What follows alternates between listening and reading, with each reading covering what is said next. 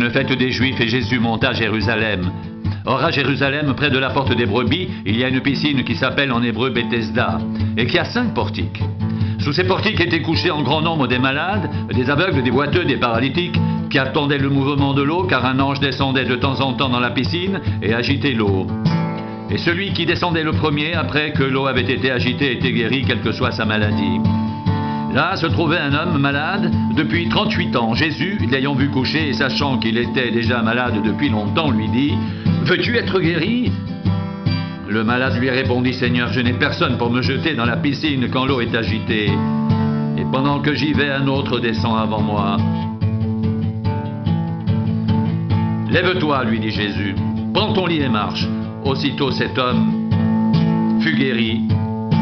Il prit son lit et marcha.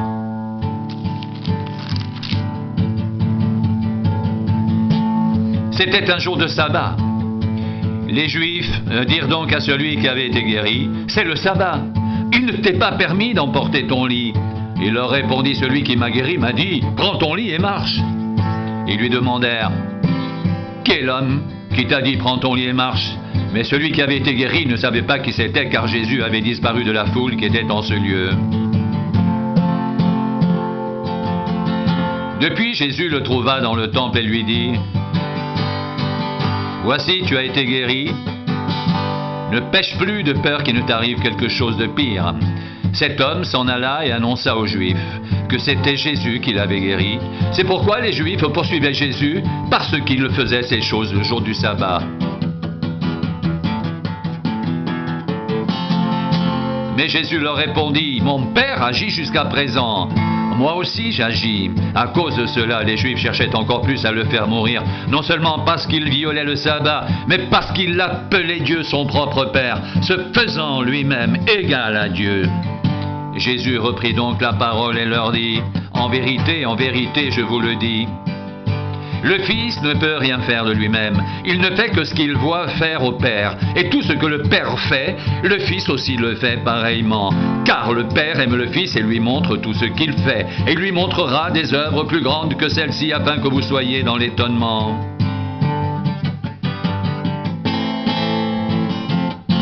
Car comme le Père ressuscite les morts et donne la vie, ainsi le Fils donne la vie à qui il veut. Le Père ne juge personne, mais il a remis tout jugement au Fils, afin que tous honorent le Fils comme ils honorent le Père.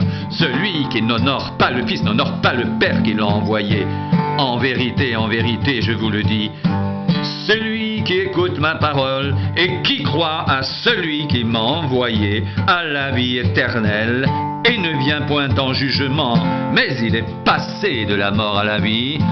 En vérité, je vous le dis, l'heure vient et elle est déjà venue, où les morts entendront la voix du Fils de Dieu, et ceux qui l'auront entendu vivront, car comme le Père a la vie en lui-même, il a aussi donné au Fils d'avoir la vie en lui-même, et il lui a donné le pouvoir de juger parce qu'il est Fils de l'homme. Ne vous étonnez pas de cela, car l'heure vient où tous ceux qui sont dans les sépulcres entendront sa voix et en sortiront. Ceux qui auront fait le bien ressusciteront pour la vie, mais ceux qui auront fait le mal ressusciteront pour le jugement. Je ne puis rien faire de moi-même. D'après ce que j'entends, je juge, et mon jugement est juste, parce que je ne cherche pas ma volonté, mais la volonté de celui qui m'a envoyé. Si c'est moi qui rends témoignage de moi-même, mon témoignage n'est pas vrai. Il y en a un autre qui rend témoignage de moi, et je sais que le témoignage qu'il rend de moi est vrai. Vous avez envoyé une délégation vers Jean, et il a rendu témoignage à la vérité. Pour moi, ce n'est pas d'un homme que je reçois le témoignage, mais je dis ceci afin que vous soyez sauvés. Jean était la lampe qui brûle et qui luit, et vous avez voulu vous réjouir une heure à sa lumière. Moi, j'ai un témoignage plus grand que celui de Jean, car les œuvres que le Père m'a donné d'accomplir, ces œuvres mêmes que je fais, témoignent de moi que c'est le Père qui m'a envoyé, et le Père qui m'a envoyé a rendu lui-même témoignage de moi. Vous n'avez jamais entendu sa voix. Vous n'avez point vu sa face, et sa parole ne demeure point en vous, parce que vous ne croyez pas celui qui l'a envoyé. Vous sondez les Écritures, parce que vous pensez avoir en elles la vie éternelle. Ce sont elles qui rendent témoignage de moi, et vous ne voulez pas venir à moi pour avoir la vie. Je ne tire pas ma gloire des hommes, mais je sais que vous n'avez point en vous l'amour de Dieu. Je suis venu au nom de mon Père et vous ne me recevez pas. Si un autre vient en son propre nom, vous le recevrez. Comment pouvez-vous croire, vous qui tirez votre gloire les uns des autres et qui ne cherchez point la gloire qui vient de Dieu seul? Ne pensez pas que moi je vous accuserai devant le Père. Celui qui vous accuse, c'est Moïse, en qui vous avez mis votre espérance. Car si vous croyez Moïse, vous me croiriez aussi, parce qu'il a écrit à mon sujet. Mais si vous ne croyez pas à ses écrits, comment croirez-vous à mes paroles?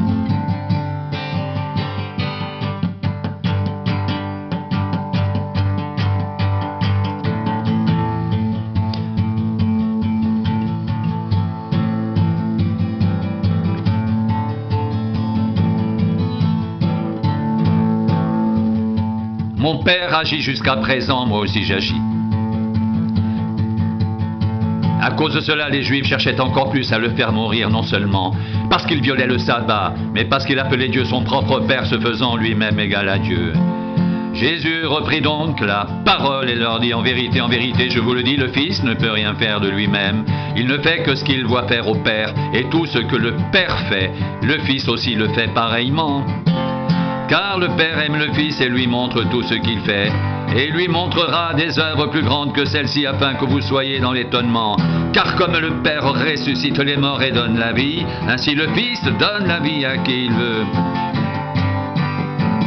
Le Père ne juge personne, mais il a remis tout jugement au Fils, afin que tous honorent le Fils comme ils honorent le Père.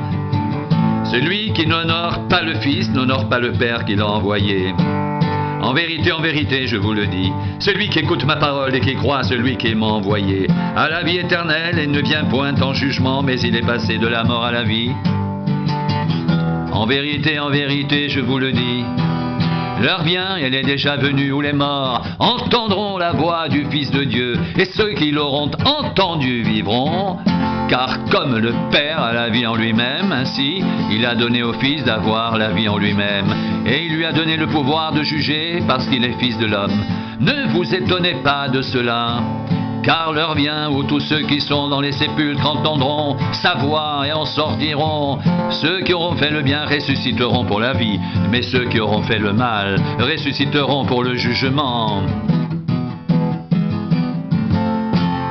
Je ne puis rien faire de moi-même. D'après ce que j'entends, je juge. Et mon jugement est juste, parce que je ne cherche pas ma volonté, mais la volonté de celui qui m'a envoyé. Si c'est moi qui rends témoignage de moi-même, mon témoignage n'est pas vrai. Il y en a un autre qui rend témoignage de moi, et je sais que le témoignage qui rend de moi est vrai. Vous avez envoyé une délégation vers Jean, et il a rendu témoignage à la vérité. Pour moi, ce n'est pas d'un homme que je reçois le témoignage, mais je dis ceci afin que vous soyez sauvés. Jean était la lampe qui brûle et qui luit, et vous avez voulu vous réjouir 1 heure à sa lumière. Moi, j'ai un témoignage plus grand que celui de Jean, car les œuvres que le Père m'a donné d'accomplir, ces œuvres même que je fais, rendent témoignage que c'est le Père qui m'a envoyé. Et le Père qui m'a envoyé a rendu lui-même témoignage de moi. Vous n'avez jamais entendu sa voix, vous n'avez point vu sa face, et sa parole ne demeure point en vous, parce que vous ne croyez pas à celui qui l'a envoyé. Vous sondez les Écritures, parce que vous pensez avoir en elles la vie éternelle. Ce sont elles qui rendent témoignage de moi, et vous ne voulez pas venir à moi pour avoir la vie. Je ne tire pas ma gloire des hommes, mais je sais que vous n'avez point en vous l'amour de Dieu.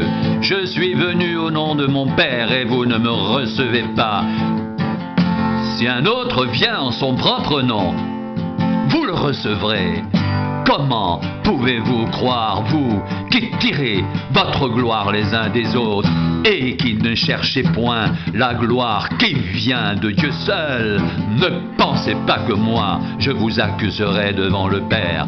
Celui qui vous accuse, c'est Moïse, en qui vous avez mis votre espérance.